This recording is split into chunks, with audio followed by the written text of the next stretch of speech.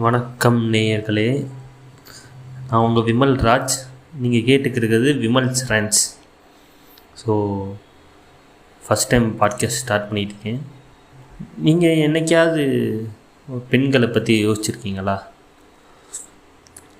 என்னன்னு தெரில, நம்ம ஹாஃப் ஆஃப் த பாப்புலேஷன் பெண்கள் தான். அதுலேயும் ஒரு சில உங்களுக்கு அட்ராக்டிவாக இருக்க பொண்ணுங்களை பார்த்து பயந்துருக்கீங்களா?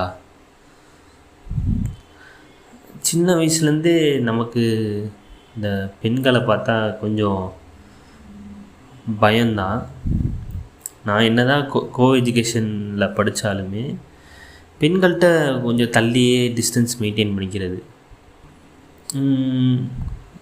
அதாவது நம்ம சின்ன வயசுலேயே நிறையா பெண்கள் ஒரு ஆண் மேலே கம்ப்ளைண்ட் பண்ணுறதெல்லாம் நம்ம கேள்விப்பட்டிருக்கோம். எனக்கு ஒரு சின்ன வயசுலேயே அது ரொம்ப பாதிப்பாக இருந்துச்சுன்னு நினைக்கிறேன். அழகாக இருந்தாலும் அது ஒரு பிரச்சனையாக இருக்குது. இன்னொன்று, வேறு மதத்தை சேர்ந்தவங்க அந்த மாதிரி இருந்தாலும் ரொம்ப கொஞ்சம் பயமாக தான் இருக்குது. அதாவது நான் எங்கள் அம்மா தவிர வேறு பெண்கள்கிட்ட பேசினதில்லை. அப்புறம் காலப்போக்கில் கொஞ்சம் கொஞ்சமாக தைரியம் வந்துச்சு. வீட்டில் கசின்ஸ் மேரேஜ் பண்ணாங்க. அவங்களோட ஒய்ஃப்ஸ் வந்தாங்க, கசின்ஸ் ஒய்ஃப்ஸ் வந்தாங்க. அப்படியே கொஞ்சம் கொஞ்சமாக பழகணும். இப்போ எங்கள் ஸ்கூல்லாம் ரொம்ப ஃபேமஸ்ஸு, பெண்கள்கிட்ட ஈஸியாக பழக விடுற ஸ்கூலுங்கிற ஃபேமஸ்ஸு. ஆனால் நம்ம பெண்கள்கிட்ட ரொம்ப டிஸ்டன்ஸாக தான் இருந்தோம். அதுவும் அந்த அழகாக இருந்தாலே ரொம்ப ஒரு மாதிரி பயமாக இருக்கும். பேச தயங்க மாட்டோம், ஐ கான்டாக்ட் பண்ண மாட்டோம்.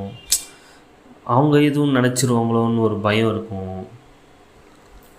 அது வேறு கேஸ்ட்னால் கொஞ்சம் வேறு கேஸ்ட்டு, வேறு ரிலீஜியன்னா, அதாவது நம்மளை எதுவும் குறை சொல்லிடுவாங்களோ, நம்ம ஒழுங்காக நடந்துக்கிறோமோ, நம்ம பார்வைகள் சரியாக இருக்கா, நம்ம இப்போ கொஞ்சம் கொஞ்சமாக வந்தாலுமே, ஆனால் இன்னும் எனக்கு அந்த தயக்கம் இருக்க தான் செய்யுது.